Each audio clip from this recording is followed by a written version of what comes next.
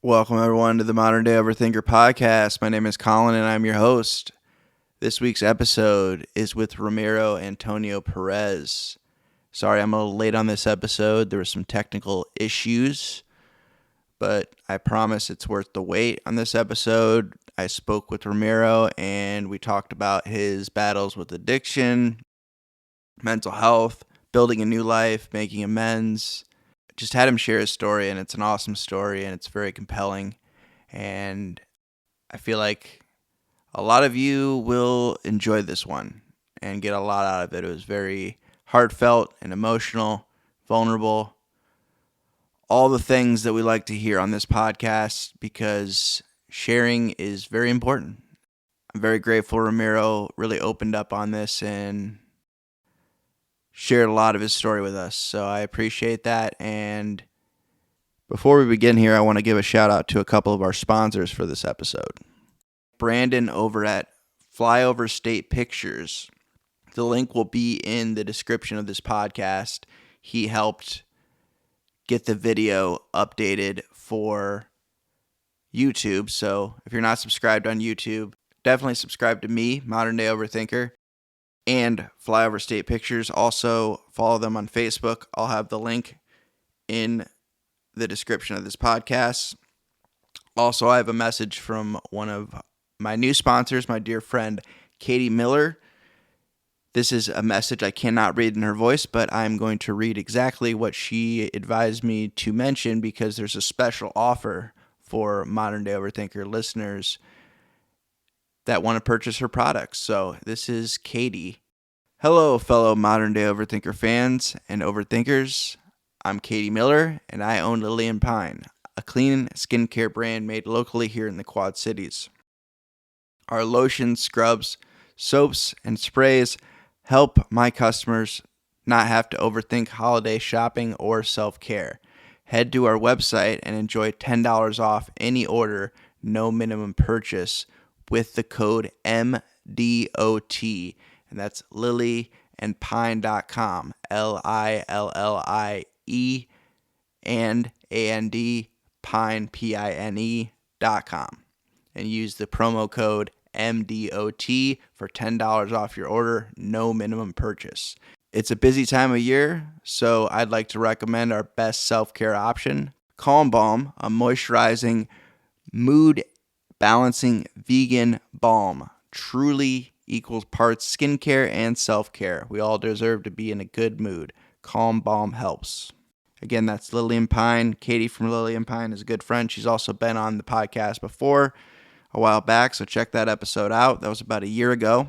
But without further ado, this is episode number 77 with Ramiro Antonio Perez.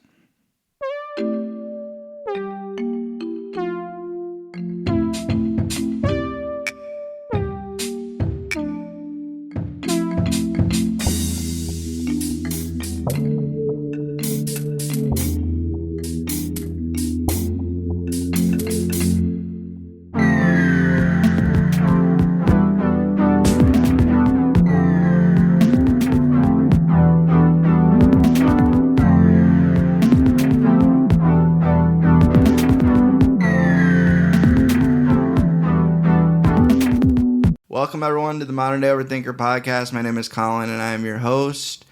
This week's episode is with Ramiro Antonio Perez. Thank you for being here, Ramiro. I appreciate it. Thank you. And we're inside. It's actually nice outside. I don't know when it's supposed to actually start getting cold, but I'm cool with it. I wanted to have you on. We just met over the past year, probably. Yes. And I wanted to give you an opportunity to share some of your story. I know you got a lot we could talk about, so we kind of talked about that beforehand just because we could probably do a 2-hour episode. Probably. And trying to keep things a little bit shorter because everybody like me is attention spans are low. So, yeah. This will be a 5-minute video. This will be a 5-minute clip. And that's it. But yeah, man, I wanted to give you an opportunity to introduce yourself. You're from the area, right? Yes, born and raised on the east side of Davenport, down by Wonder Bread. I'm still living there. It was a house I grew up in and then inherited from my mother when she passed away. I mean, I can go into a whole thing about the house. It's crazy. I mean, I could just start there with my story, if you'd like me to. I'm gonna adjust you just a little bit. All right. So, right around 2005, I graduated from Ambrose at, I think I was 26. Back a little bit, Moved back? Yeah. Okay. Just a little bit. And I had met my wife, Kelly, in 2004. I was working at a bar and I was just, partying and well, whatever. But my mom was dying at the time from cancer, but she had cancer for 15 years. Like ever since I was 12, maybe she was battling just battling cancer. But she was, and like sometimes I'll post on Facebook that she was the strongest person I knew because she was I believe a CNA. Or just I don't know what above. She wasn't a registered nurse yet, but she was working down at CHC, and but she went to school while she was battling cancer. She moved to Milwaukee there's a nursing school up there or whatever. While she was doing that, and I mean, she basically worked up until she couldn't work anymore. Like she never was like, "Oh, woe is me," like never.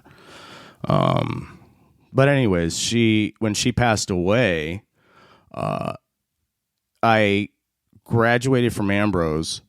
I have a bachelor's in marketing and then a minor in economics. But I graduated, and then I believe it was like a week later she died. And I knew that I was going to be inheriting some stuff. Yeah. But I didn't realize how much money I was actually going to inherit. Yeah, because she's probably very because it was frugal. It was just me and my mom.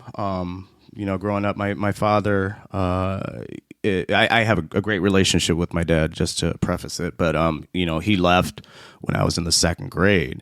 Mm-hmm. So you live with your mom? Yeah, it was just me and my mom, and I'm the only kid. I have a sister now.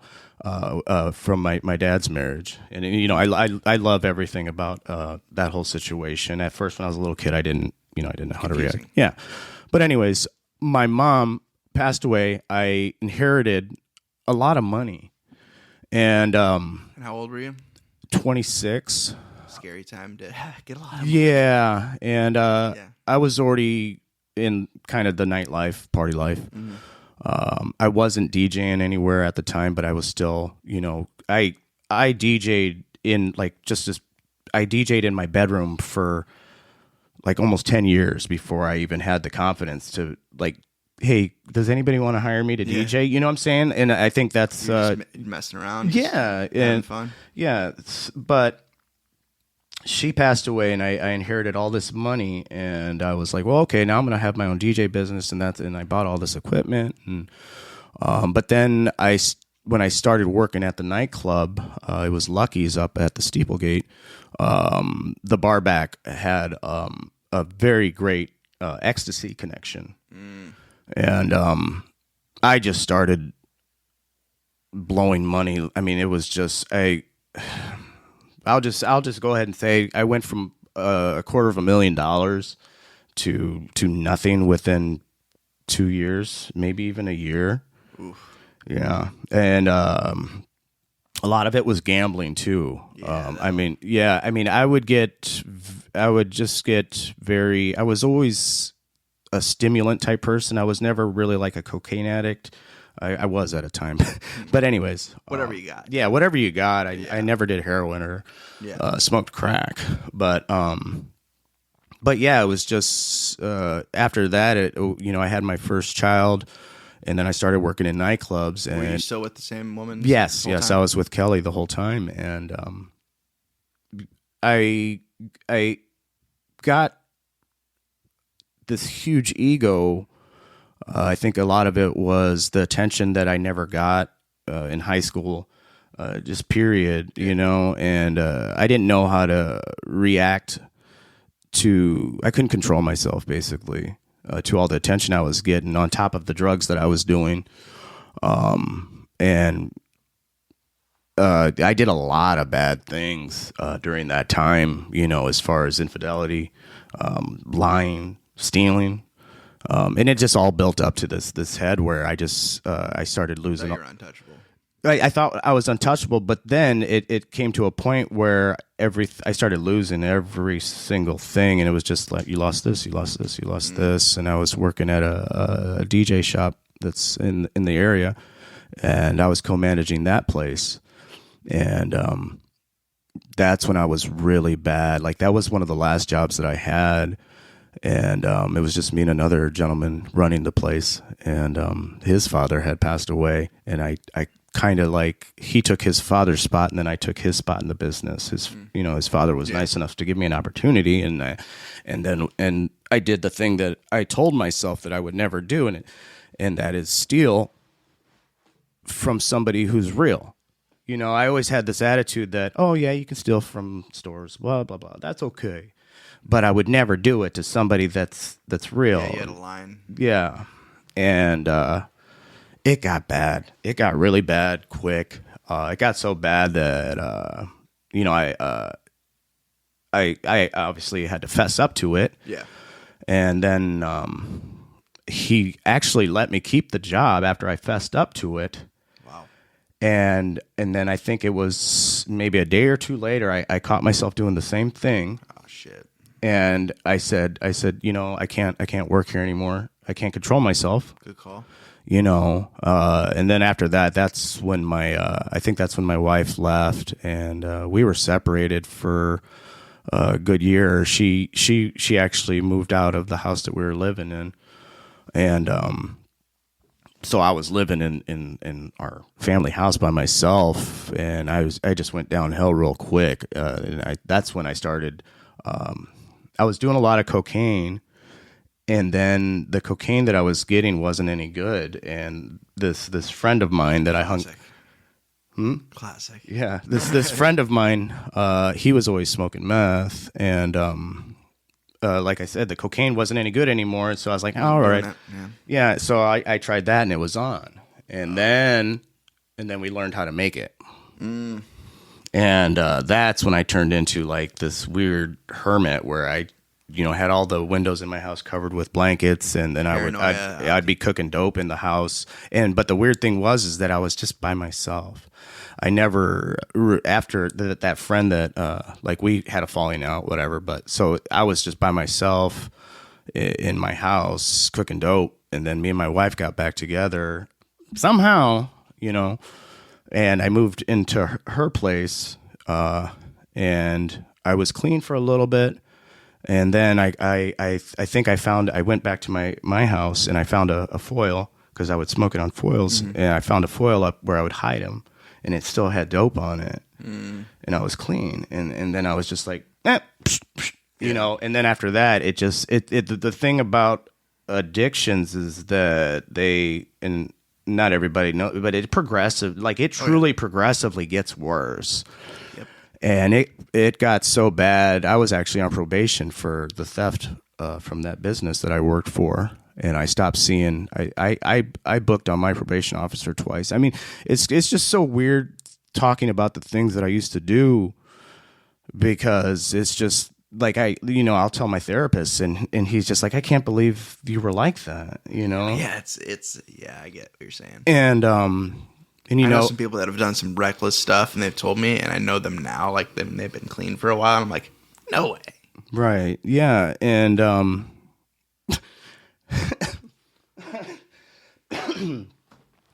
just going to go ahead and say it. I took a shit behind the Aldi's on Brady Street because I passed out in a car on my car on 15th Street. I passed out. And a cop actually came up and like knocked on the window while I was sleeping, and he's like, "Are you okay?" And I'm like, "Yeah." And he was just like, well, "All right, we'll just get out of here." And I think I fell back asleep, or I moved my car, or whatever. I think it ran out of fuel. That's what it was. Like, that's what it was. But anyways, I woke up. I'm like, "Oh, I gotta go to the bathroom." So I start walking up it's Main Street. Yeah. And then I'm like, KFC.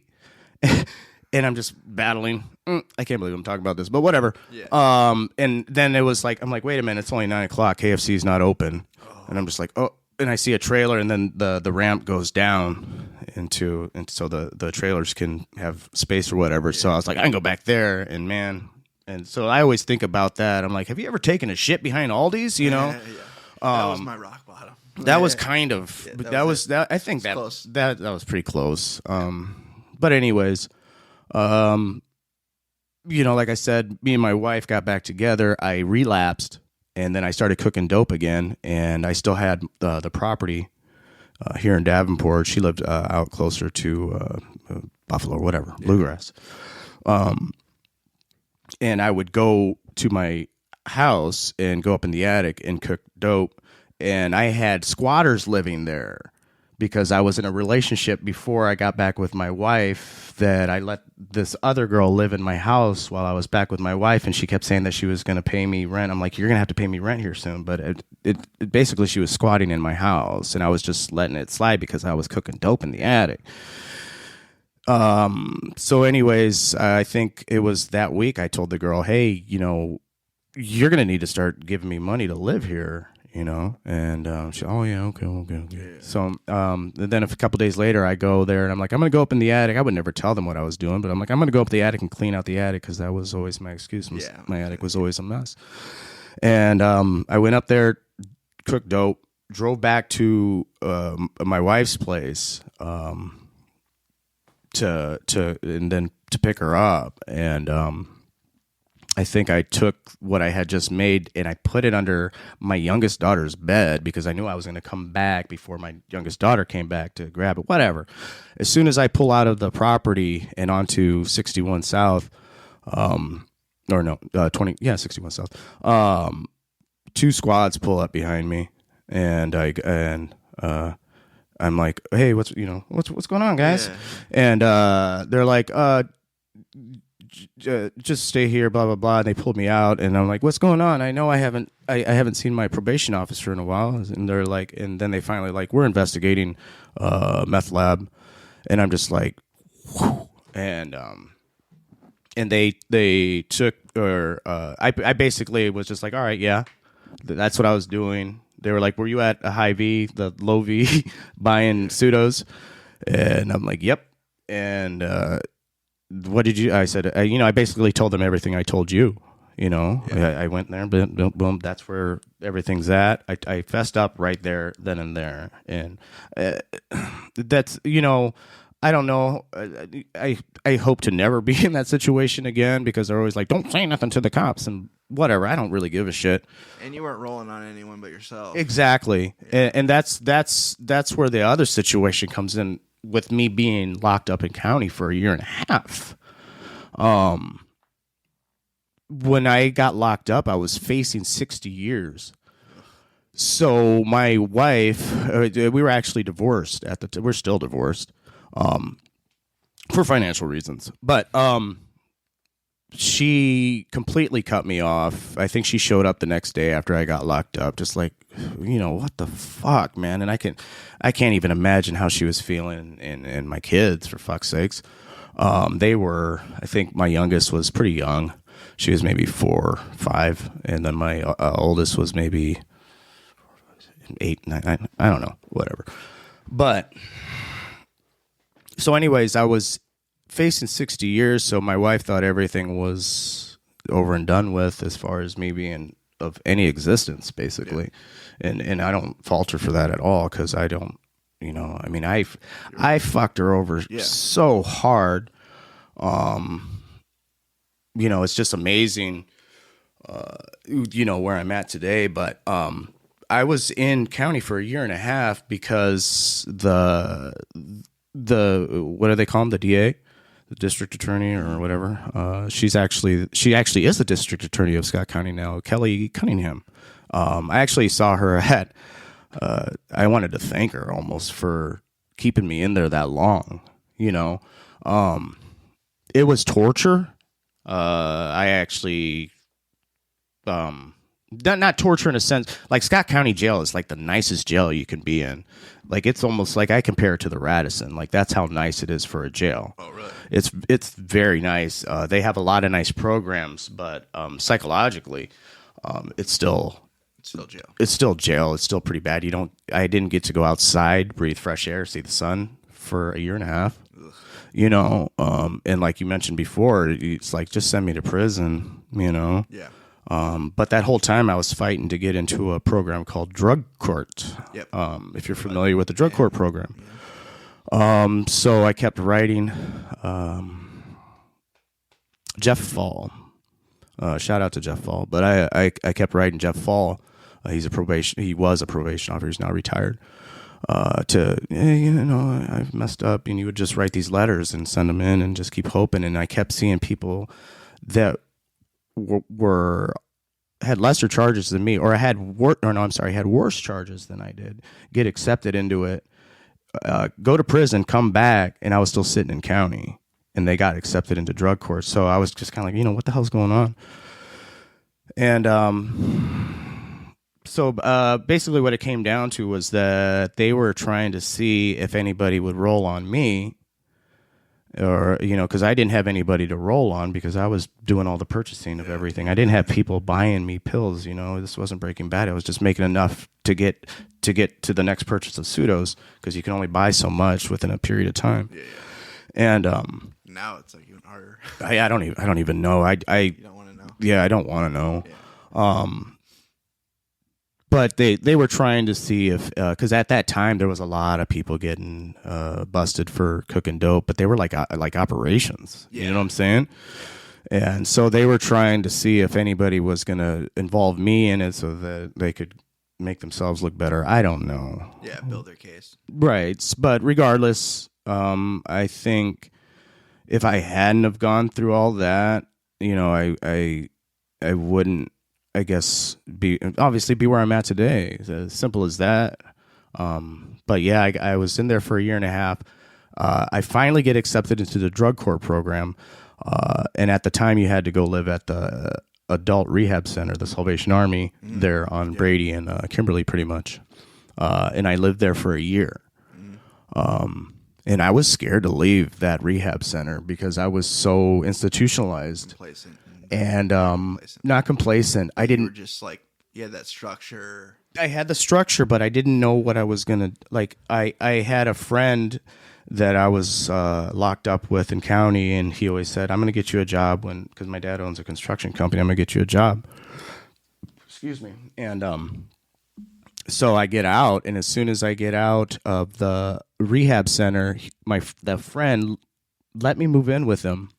Got me a job. My father got me a car, and so I actually had something. It's like he helped me start somewhere, because I was so afraid. Like, what am I going to do? Am I going to go work at Long John Silver's? I honestly didn't know what I was going to do. I didn't know where I was going to start at, starting my life back over. And my wife at the time was with someone else, and they were talking about getting married, and that was my biggest battle throughout the whole thing, was not having my wife and kids in the picture. Yeah.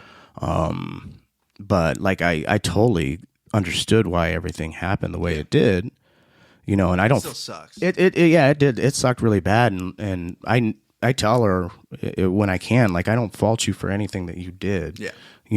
Nothing. It's all my fault. You know what I'm saying?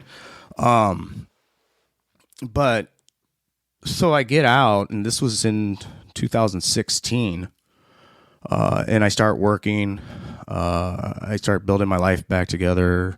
And then me and my wife get back together, like she had a falling out with the man that she was with, and me and my wife get back together. And then within a couple months, she actually sold the house that I had to sign the house over to my ex-wife, while I was locked up, just to get that girl kicked out of my house, because I couldn't do it locked up. Squatters' rights. Yes. And so after I signed the house over to her, she ended up selling the house. And I lost a lot of stuff, and sometimes that still stings. But she didn't know what to do at the time because I was facing time, dude. I was facing serious time.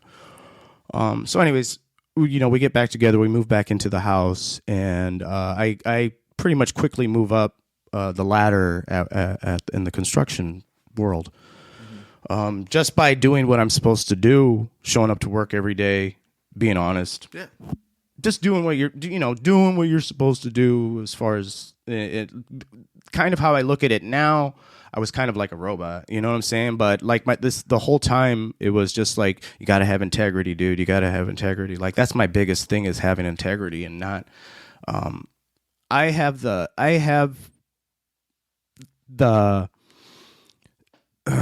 I don't know how many people have the opportunity to say that they have no skeletons in the closet anymore. Because when I got busted, I mean, everything was out. Everything that I was doing, and like I'll tell anybody, ask me, I'll tell you what I did. I'm not ashamed of it. I'm not glad that it happened, but I guess it just had to happen for me to be where I am today. You know what I'm saying? And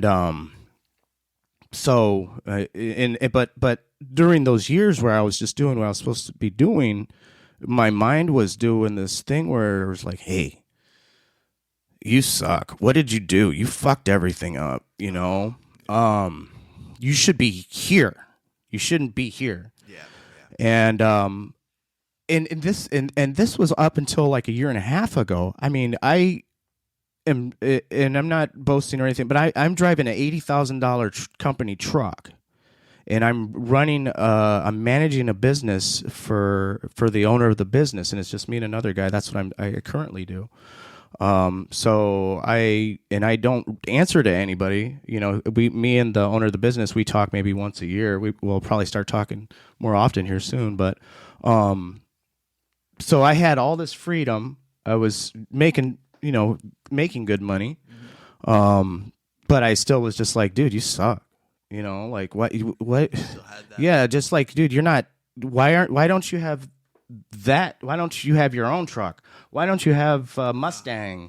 Never good enough. Nothing's ever good enough. Like, why isn't your basement finished? Like, just stupid shit like that. I feel the same way about my basement. And I was, and dude, it got to a point where I would come home and just start nitpicking stuff and trying to micromanage what my wife was doing at the house and just being a complete asshole. And it got to a point where I was somewhat aware of how I was acting, but I really wasn't, because my wife goes, you know what? I don't look forward to you coming home anymore. And that was just like, shit. I'm like, what am I doing? And I'm like, all right, I know I need to go get therapy because I don't know what's wrong with me. Yeah. And so I think I waited a month and I finally got in, or I finally got up off my ass and went. And it was just so weird because before I started therapy, like maybe even a week before or something, I would get real angry and say hurtful things, and then afterwards, I'd be like, Kelly, I don't know why I'm like this. Like, what's wrong with me, And so I started going to therapy, and I got on. I used to be on Paxil back when I was doing all this dumb stuff, but it was also mixed in with ecstasy, meth. So it wasn't doing what it was supposed to do anyways. But anyways, I got back on Paxil. I went to therapy, and I lucked out. I say that I lucked out. I don't know. But me and him get along great. Like when I walked in and he's like, what are you looking for? And I said, I'm looking for the relationship that, what's his nuts? The Goodwill Hunting. I'm looking for that type of relationship with my therapist. I want you, Matt Damon, Robin Williams. Yes, exactly. I want you to be Robin Williams. Yeah, and that's kind of how it is, But it's crazy talking to someone who's not your wife, who's not your friend, and being a like every time I go to talk to him, I remember things that I did in the past, bad things or good things that just were blocked. Yeah, were blocked out of my memory, I guess. And I don't know, but I would say it was last May that I started therapy, and I just came to I don't know if I think it's just a mixture of the medication that I'm on and talking to somebody. I had no confidence. That's basically what it boiled down to, was that I didn't have any confidence because I constantly was thinking that I was a failure, even though I wasn't. You know what I'm saying? I consider myself to be a successful person professionally, but I didn't think I was. I still thought I was a piece of shit. Were you comparing yourself to other people? Always. You know, like why? Like I said, I was always comparing myself to other people, and especially very, very common. Yeah, and then another thing was, in that whole time, that the 6-7 years, I had no interest in DJing. Like, my wife even bought me a little cheap controller, and I had Serato, and I would get on it and try to dick around. I'm like, this is boring. You didn't feel it? I didn't feel it. And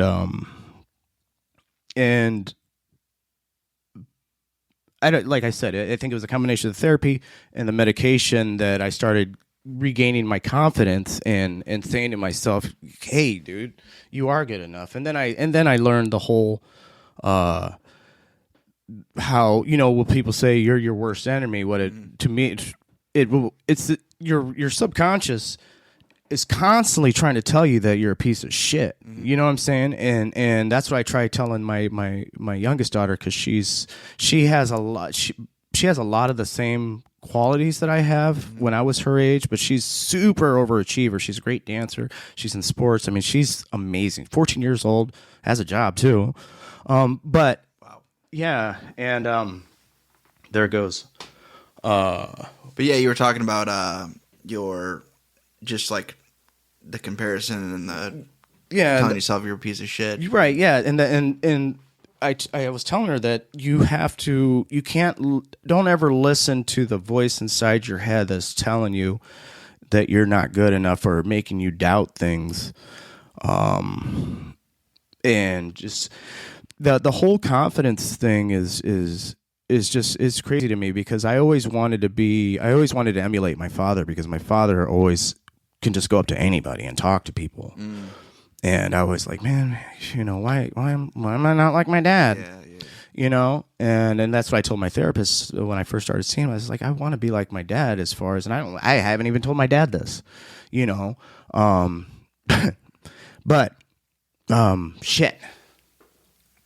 You said you're trying to you're talking about your dad, and you're telling your therapist about how you wanted to be like him and how he approaches people and can just like, yeah. Is he one of those guys that doesn't know a stranger? One of those type of guys, like just he'll just go up to anybody. Yeah, just I mean, like shit. like if we're at a baseball game or something like that. But oh man, you're good, man. But I started. Shit. Hold on. All right, I'm gonna bring up Wake. Yeah. Hold on. No, you're good, man. I was just thinking about my dad. He's still alive, right? Oh my god. All right, hold on. Excuse me. You're good. So Wake has the wax on, wax off Wednesdays, and I only had one crate of records. For those people that aren't local, what is Wake? So they know. Yeah. Wake is a brewery. Yeah. So yeah, Wake is a brewery here in Rock Island. Excuse me.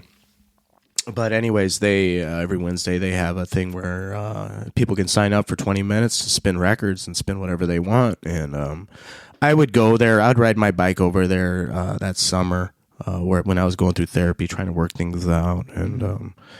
And I would never talk to anybody. I would just ride my bike over there and get something from when Dark Side was open. And so just eat, and then I would go outside. I'd get a beer, and I'd go outside and sit by myself outside. You know, and like that's the type of person I was. Excuse me, I keep doing that. So I was like, oh, finally, I'm gonna take this. I'm gonna go there. And I went there, and like I said, all I had left was one case of records. It was called maybe 30 records, and it just it was amazing. It was like when people say it's like riding a bike. It was like riding a bike, and to this day, with the amount of records that I had and the music that I played, and the fact that I could actually still mix all the music with not having touched a turntable in, fuck, man, I don't know how long it was, over 10 years. Yeah. Because I ended up pawning my turntables. I pawned everything that I had when I was an addict. Yeah. But like I said, I to this day, that set was so organic, and I don't think I could ever recreate it. But so I started doing that, and then I think right after that, wheels turning. Yeah, and another very important thing about this past year was when I was doing going through my therapy for drug addiction. I was working the 12 steps, and I worked the 12 steps, but I hadn't made my amends completely to everybody, and it's almost been a year to the day that I made the amends to the gentleman that I co-managed that business with, that I stole from, and I felt. I got off work and I just felt weird, man. I felt empty, and I'm like, I gotta fucking do this. I gotta reach out to him and be like, look, dude, yes, it was weighing on me bad. So I reached out to him, and he messaged me back, and we've seen each other here and there, and it's kind of like we see each other and we kind of just like look at each other and smile, and then I don't know if he just kind of like, you know, but we're cool, in that sense, you know.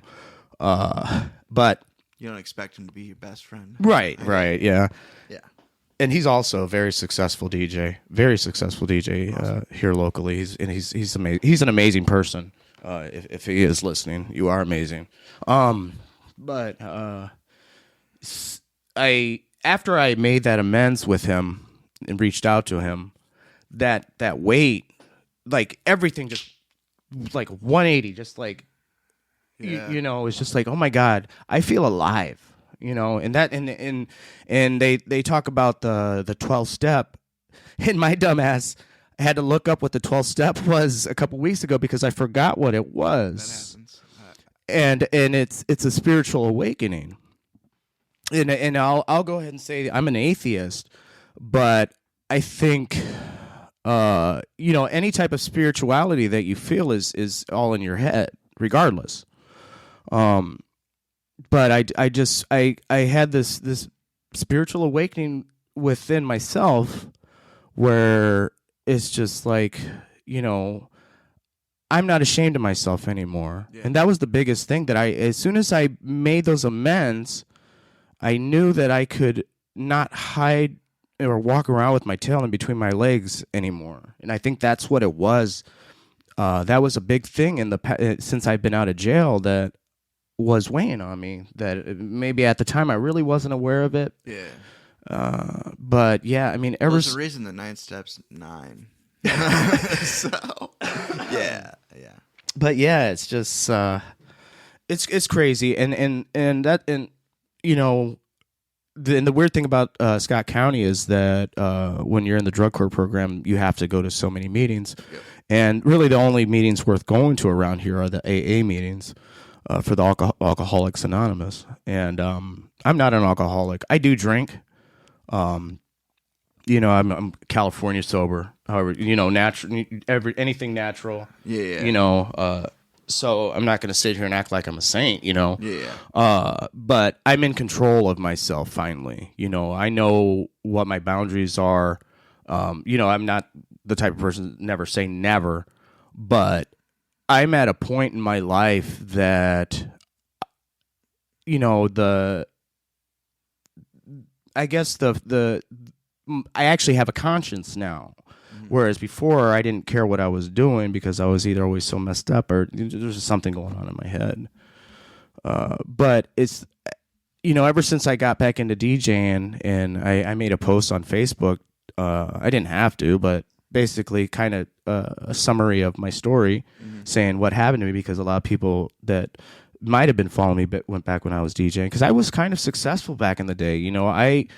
I produced for me back then, I produced a commercial for 93.5 or whatever radio station it was. My name was on the radio. Like that, to me, that's cool. Yeah. I got hired I was probably one of the first people in Iowa to be hired by Serato for a contract for a gig at North Park Mall, and they were going to have me do it. That was like the beginning of the ending of everything when I got contracted by Serato, but because they were contacting me to go to Des Moines and stuff, and I'm just like, no, I'd rather get high, Yeah, priorities. Exactly. So I was getting there back then, and that was another reason why I was always beating myself up. Yeah. It's just kind of like, man, you fucked everything up. You could have been on MTV. You know what I'm saying? Yeah. Yep. And I don't feel that way anymore. I'm kind of the person that like just, I obviously care, but I don't care about those things anymore. Like as far as DJing, if I get to DJ, I'd rather DJ somewhere for free than not DJ at all. You know what I'm saying? Yeah, I feel that the same way about comedy. Yeah, and so like if I don't have a paid gig at some nightclub, I'd rather, play somewhere else for free just so I can, because I have so much fun doing it, and each time I do it, I honestly get better. Yeah. So totally feel that. Yeah, and as far as like I said, I just go around doing the right thing. Not crossing boundaries with people, and just being an honest person, and also the other thing that's really important, like if you're out with if you have a clique, is not getting involved. Like it's really really freeing to be married. You know what I'm saying? To me, it's and I don't think a lot of people can say that, because I think right now in my relationship with my wife, I mean, it's just every day it gets better, and it's the same way I feel about my life. Is like every day it just somehow gets better, just doing the right thing. You know what I'm saying? Not lying, being honest, not lying. And that's what I told my daughter. I was like, my 14-year-old daughter backed into a car last week, and we just found out about it. And I said to her, I said, that feeling that you had when you backed into that car and then you just drove off and did what you're supposed to do, and then you came back home and you just had this feeling, and you've probably had this feeling up until I asked you about it. That's what lying does to you. If you're lying to people, hiding stuff from people, gossiping about people, you're going to have this shitty feeling. Oh, yeah. Something's always going to be weighing. Unless you're a complete psychopath. But yeah. Exactly. That's true. Yeah. That's true. And that was my thing, was that, I was always lying, cheating, stealing. And like you said, I was getting away with a lot of it for a long time. So I thought I was untouchable. Mm-hmm. But at the same time, it was always that dreadful feeling. It's going to catch up to me eventually. And it caught up to me in almost the worst way. And like I tell my daughter, like I tell her, I'm like, I'm not even supposed to be here, Allie, So I feel that way a lot. Yeah. Yeah. The honesty, dude, like when you were talking about sharing, and finally, apologizing or making your amends, I like the word amends better than apologizing. Just because it's more than just saying sorry. Like it's legitimately like being like, this is what I did. This is what I did wrong, and how can I make it right? Yeah, and the other thing about the amends that I made with him was that I don't think I've technically said I'm sorry to him. You know what I'm saying? I reached out to him and was just like, hey, is it okay that I come over? Obviously I need to. I think it was obviously I need to apologize to you about everything that I've done. Yeah. But I think we ran into each other at that martini shake off. Oh yeah. It was funny. This girl spilled a drink on my hand, and I went like this, and then I looked at her, and then he's standing right next to her, and we were just like, what, Yeah. And I think we were both just kind of shocked. So and then it wouldn't have been the right place anyways. But I think if we ever did finally run into each other, where it was just me and him, I would hope he would want to at least talk to me, and maybe I could,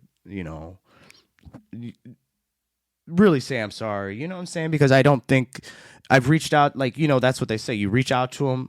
You do your part. Yeah, clean your side of the street. Yes, I did my part. I reached out to him, and however he wanted to accept it is what it is. Yeah. And but I still, and like I said, nothing weighs on me anymore about that. But I still would like to, properly, I guess. But I guess there's really no proper way to do anything in life, is there?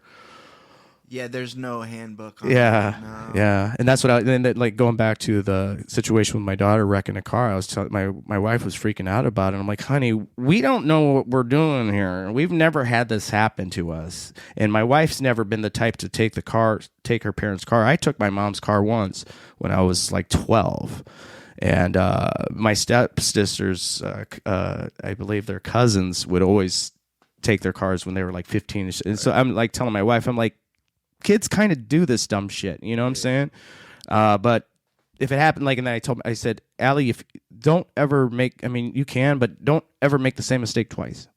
And that's another way I try to live my life, is not to make the same mistake twice, because I did it for too long.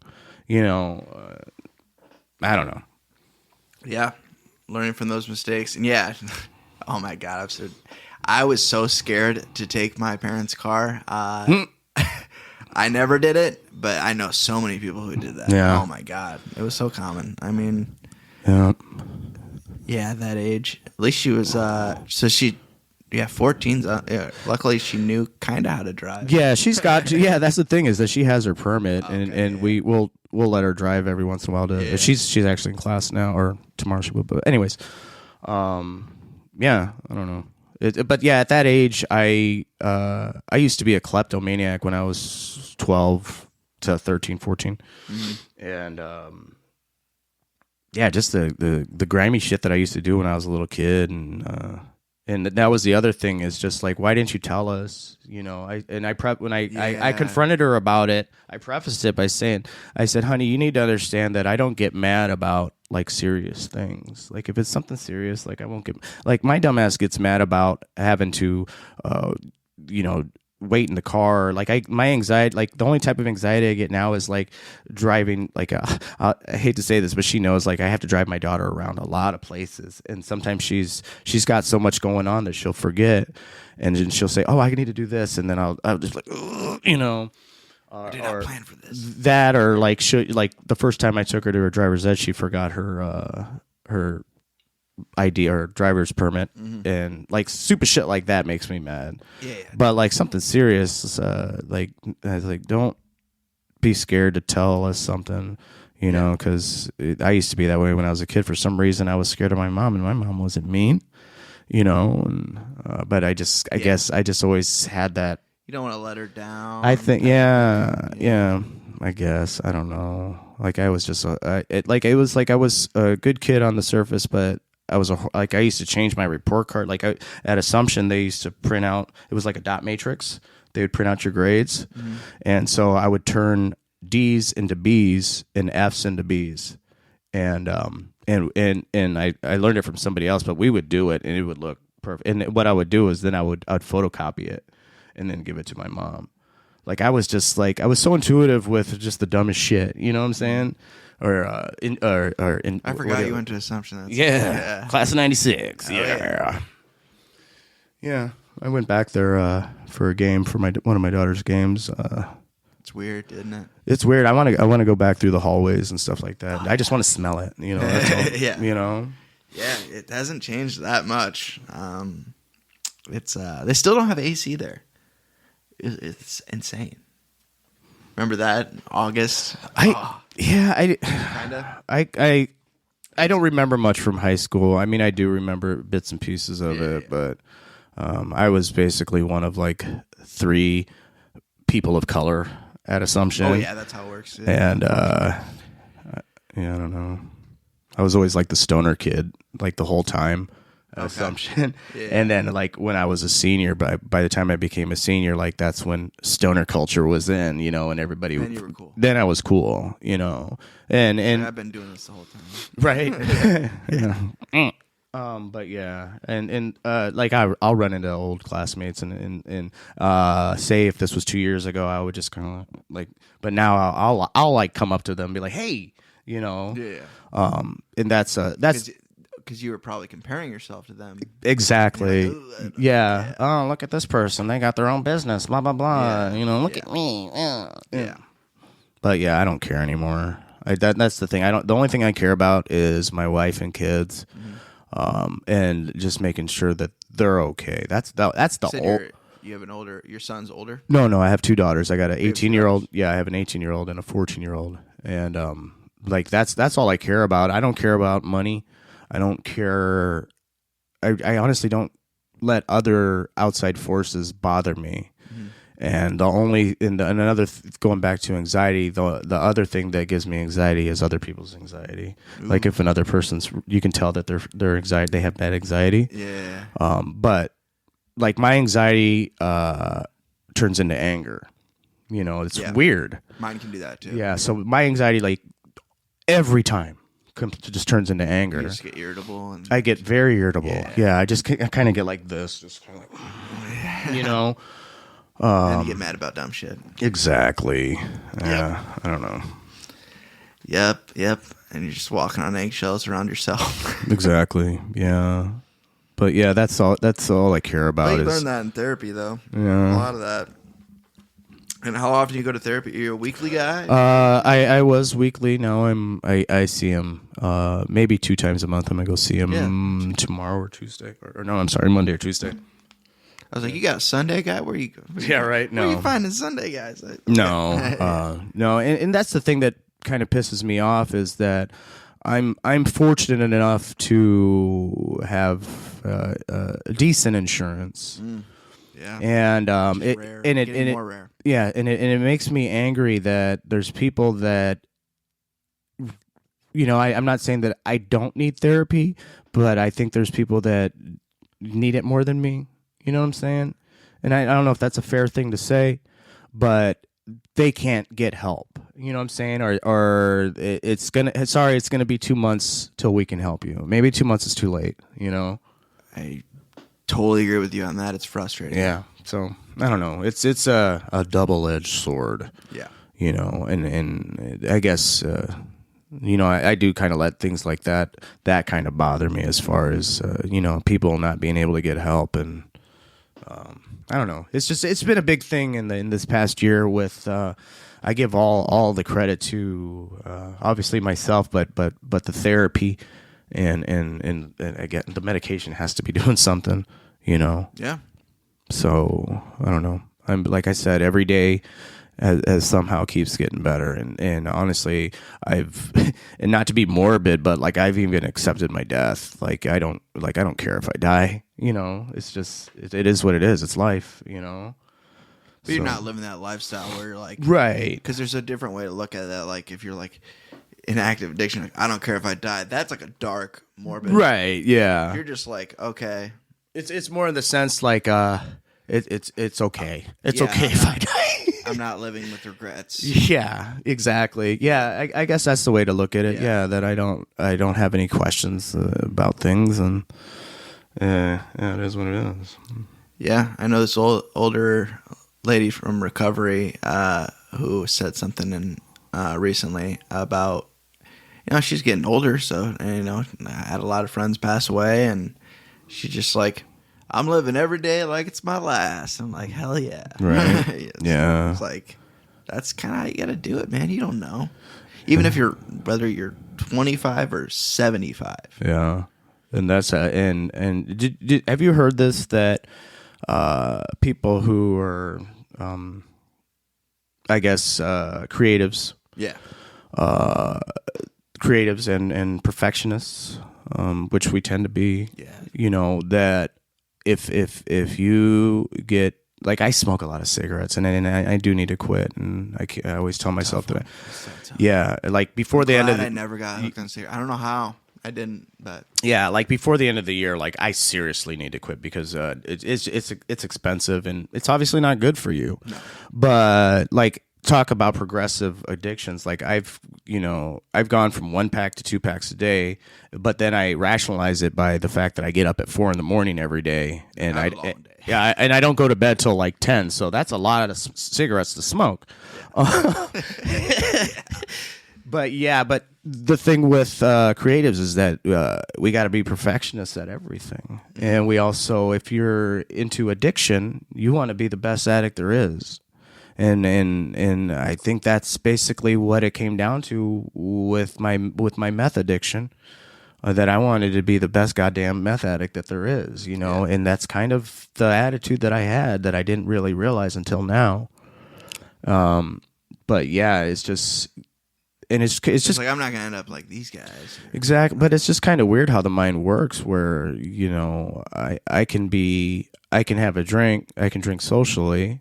And there's people that just can't fucking do that. No. And what's crazy is that boggles my mind as an addict. Like it like, why am I able to do this? Yeah, why am I able to do this? But then again, I think about it, I'm like, well, they don't sell meth at stores. They don't have bars that you can go do meth at. You know what I'm saying?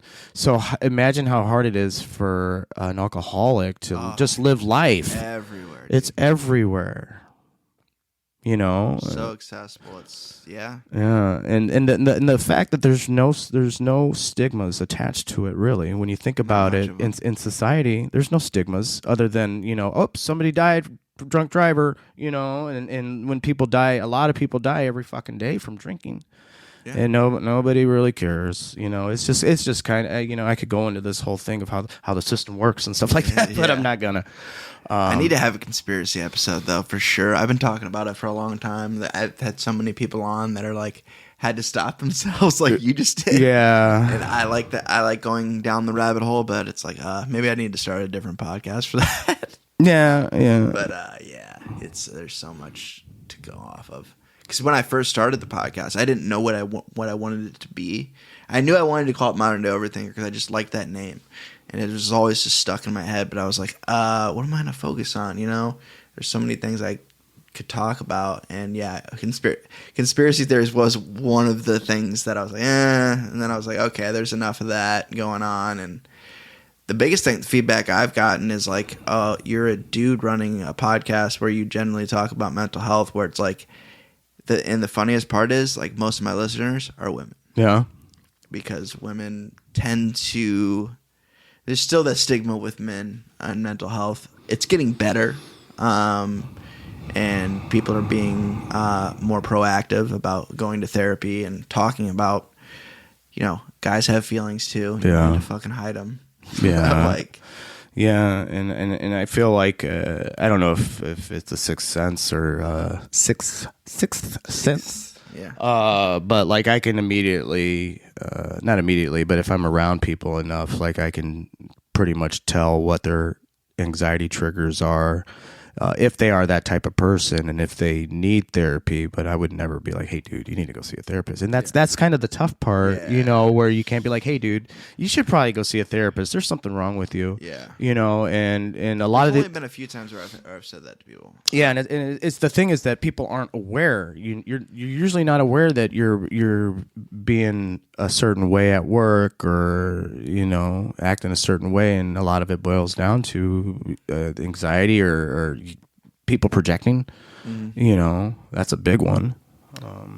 Yeah, some people don't necessarily need a therapist per se, but just they need to get honest. Yeah, because they're sitting with that, whatever it is. Exactly. Yeah. And like I'm gotten to a point with people where like, I know I've always had people overshare with me anyway. Yeah. And people will sometimes apologize. I'm like, don't. Right. Like, just don't. Like, I'm like the last person that's going to judge you. I've heard so many messed up things that people have done. And, I obviously done some messed up stuff in my life. And it's just like, as long as you're owning it and trying to get better, that's what's important to me. Exactly. And that's the thing is that if you Google my full name, but now you have to Google it with Davenport in it. Like my Quad City Times story will come up of what I did. Ooh, that sucks. But at first it used to be the first thing that would come up when you Google my name. Now I think I've done a well enough job of posting so much shit on social media that it's kind of buried it. SEO, baby. Yeah. But yeah, I mean, if anybody wants to know, just fucking Google my name and put Davenport and it'll come up, the Quad City Times article. I hope they soon do an article of the plane actually landing. You know what I'm saying? Yeah. But, and that was another tough thing that I think I was dealing with was that everybody knew what I did. You had a smear on your name. Yeah, and the funny thing was that when I would talk to people about it, they would say, I had no idea. So I'm walking around thinking that everybody has this notion of me, and then they had no idea what the fuck I was doing. They didn't care. People have their own shit, man. Yeah, they don't care about us. Yeah. Not the main character. So, yeah. Everybody has their own little worlds and so much crap going on. It's, yeah. Yep. But yeah, man, it's been a good conversation.